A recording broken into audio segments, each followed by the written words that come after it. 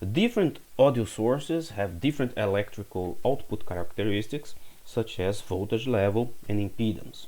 So here, for example, we can see that the microphone level is lower than the instrument level, that is lower than the line level. And we can use a programmable gain amplifier that is built in the audio codec to change the input gains, and we can adjust the gain according to the source we are using.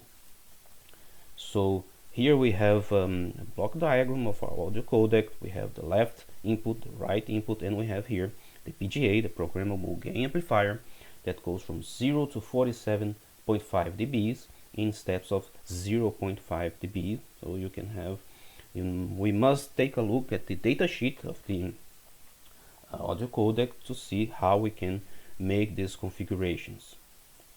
So the audio codec features an analog programmable gain amplifier, a PGA, for boosting low-level signals such as direct microphone inputs to full scale to achieve high signal-to-noise ratio. So we have our analog input, we have here our PGA, and this PGA can be user controlled by writing to page 1 in registers 59 and 60.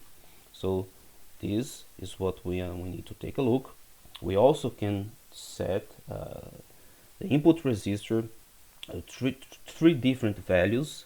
We are not going to do this now, but it's also possible to change the input impedance by selecting these resistors. But we are going to write to the registers 59 and 60 on page 1. Depending on the value that we set, we will go from 0 dB to 47.5 dBs.